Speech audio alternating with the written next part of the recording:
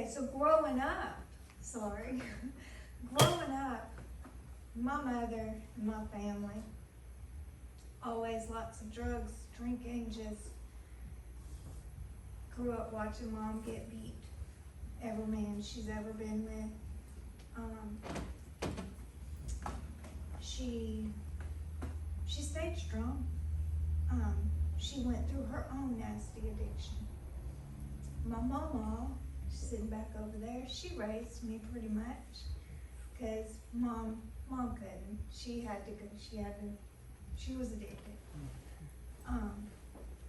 Mama raised me the best she can. She helped me be the woman that I am today.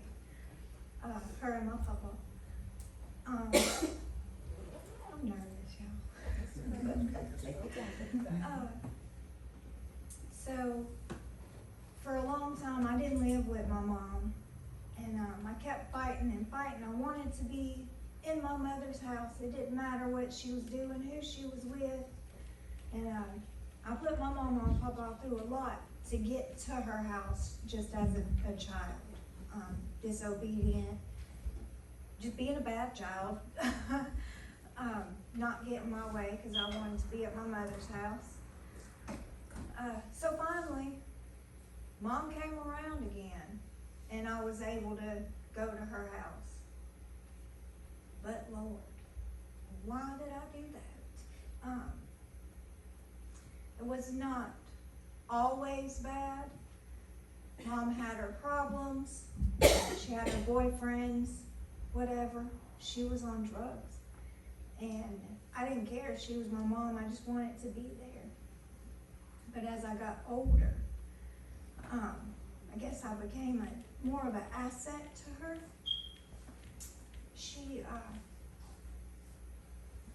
struggled my whole life with drugs, and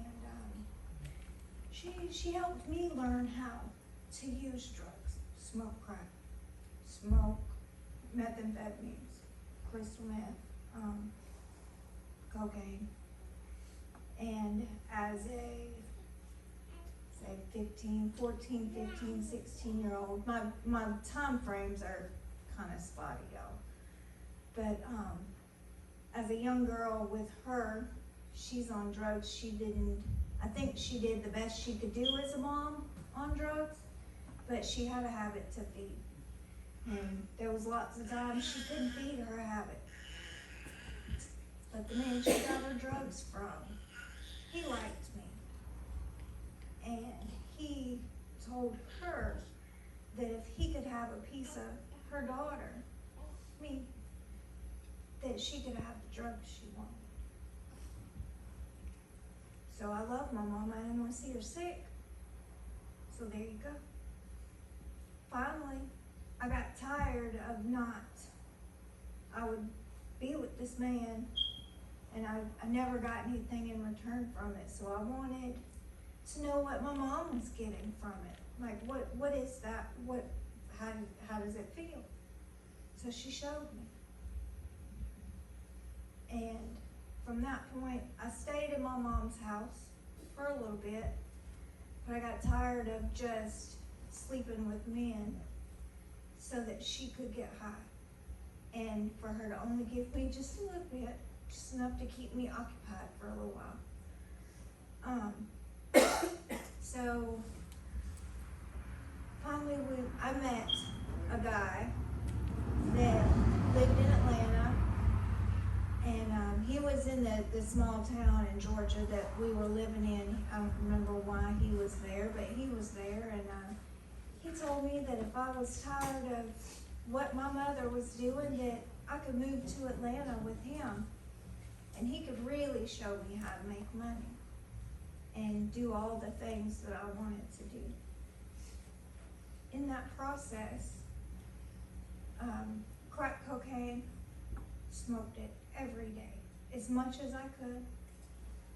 Soon, I got tired of being with him, so he and I split, but I continued getting high, and I continued doing all the things, but I started experimenting with some other drugs. Heroin came into play. Still smoked the crack, selling my body, not talking to my family for I don't know how many years after I left my mom's house that I just never looked back. I got lost. Along that time, it was pretty much by any means necessary just to get high. I would sleep in empty houses. We would go take over abandoned houses and squat in them, and I mean, sleeping. I remember one night I was asleep in this abandoned house and I woke up and there was a bullet hole through the window right where I was sleeping from. I didn't wake up. I had been awake for I don't know how many days. So I just kind of crashed out and went to sleep.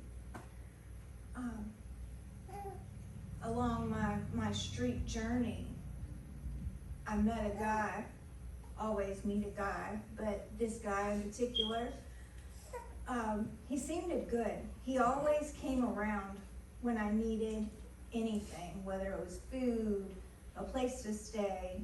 He was one of my customers. He was my biggest one, but he would often tell me, well, don't you want to get out of the street? Don't you want to leave this behind? And I did, but I didn't, so I struggled. But when I got ready to stop, I called him and he came and got me. Right then he dropped everything, came and got me. At that moment I started changing. Like, I didn't want to do drugs no more. That was out. I wanted to go to school. I wanted to be a nurse. I wanted to work with the elderly people. So he helped me to get into college. I was in college. The plan was for me to start in radiology, and I would go to Emory Healthcare, and then from there they could pay for my schooling. But in this process, this man, he very nice. My family actually loved him. They thought that he was good, but behind the scenes, he never physically abused me. It was more just control. I've done this and that for you, and I don't want you to go anywhere. He proposed to me at my mama's wedding. I thought that was weird, but didn't think, this is life now. So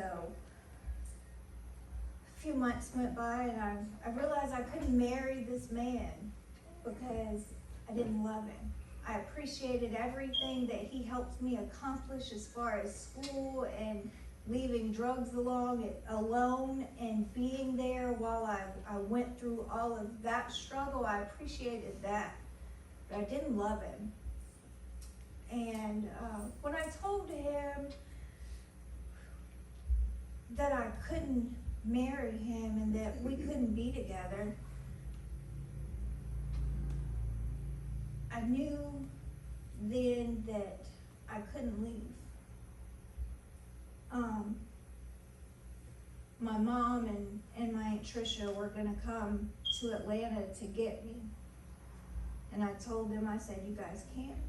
I said, he's not gonna let me leave. They said, well, what do you mean? Is he hurting you? I said, no, he's not hurting me. I said, he's just not gonna let me leave. And I think I was shocked on a Wednesday. I wanted to I worked 3 jobs and went to school. I worked at 2 different Subways and a Piccadilly.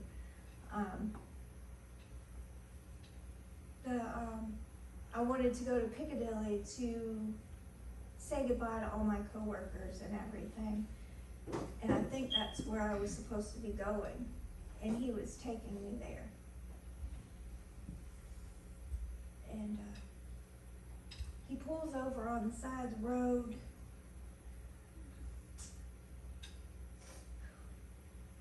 Pulled over and kept swinging his gun and telling me that he was gonna shoot himself. He had a daughter. He had 2 daughters and a grandson and a granddaughter. And I kept telling him, I said, don't do that. Those children, they need you. They need their dad. You're not a bad person. I just can't be with you.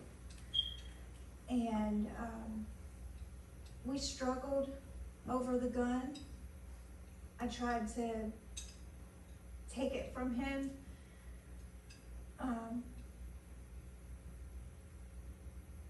I tried to get out of the truck because he pulled over on the side of the highway in Atlanta. I believe it was around Cleveland Avenue area, which essentially is a high prostitution, high drug area. He pulled over there and he would act like he was gonna get out of the truck and jump in front of a moving vehicle, and I kept begging him not to. But when I tried to get out of the truck, I didn't make it out of the truck.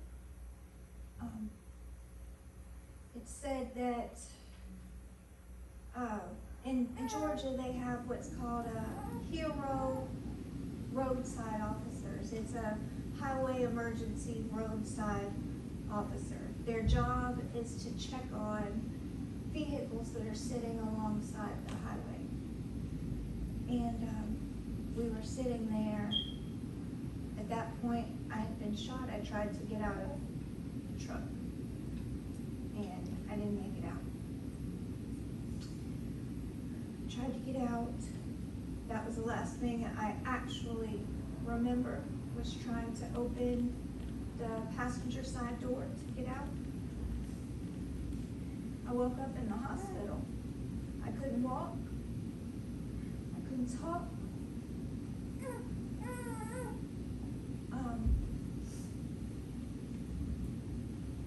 I couldn't sit up.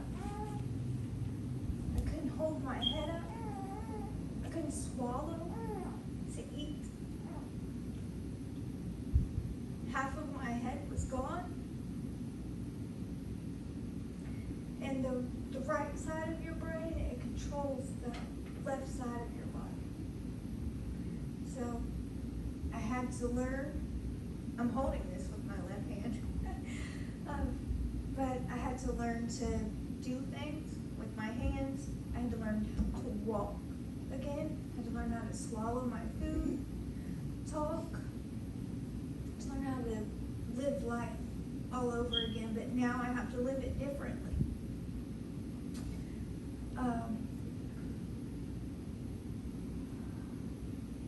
After being shot, I went to live at my mother's house, and she tried to take care of me, but I was in a baby-like state when I tell you I had to wear diapers. I could not shower myself. It may have been too much for her. She was getting high again, and she could not take care of me. But I knew that I had to get better so that I could be independent again, and so that I didn't have to depend on her or my brother or anyone else. I just knew that I had to be independent. So in this time, I had to learn how to contact Medicaid for transportation back and forth to my therapy. Mom would take me sometimes, but I learned how to get my own transportation to and from therapy so that I could learn how to walk and learn how to be independent.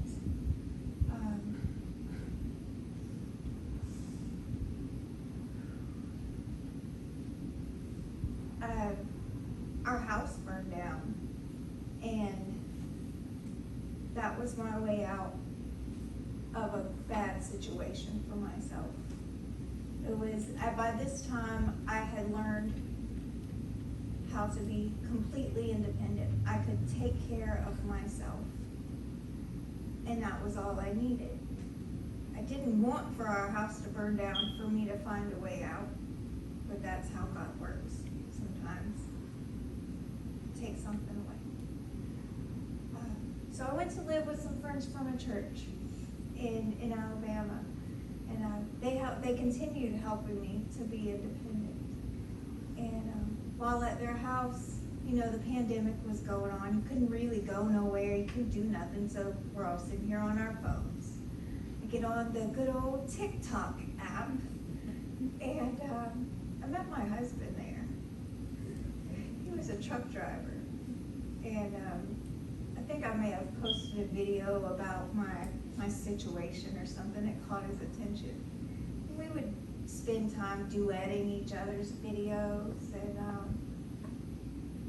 finally he wanted to meet me, like for real, so I had to do background checks. He was squeaky clean though. Unlike me, I've been in and out of jails and just all the things, but anyway, finally he came to visit, and he was tired of coming to Alabama to visit. He was a truck driver. He wanted me at home when he got home.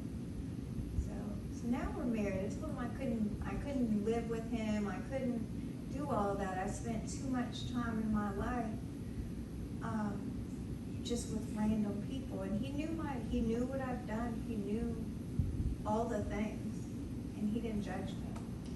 He still wanted me. I said, well, at that time I did have a crippled dog too. I said, you can handle a crippled woman and a crippled dog? And he was like, bring it.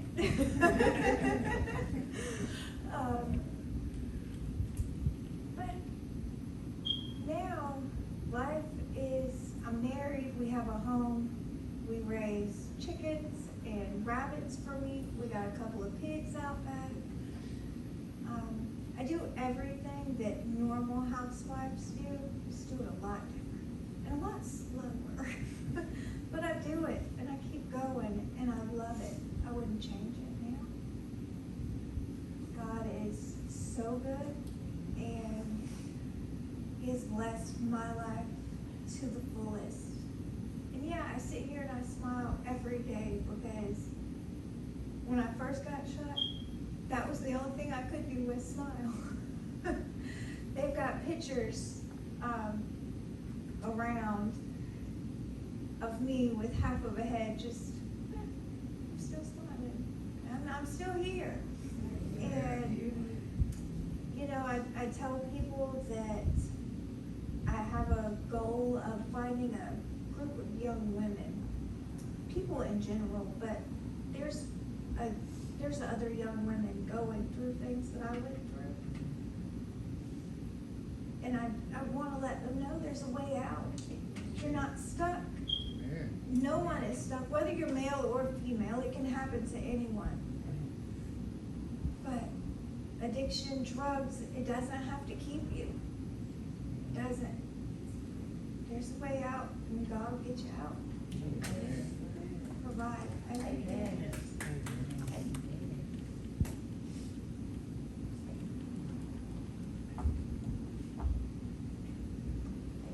I don't know what else to say. Thank y'all for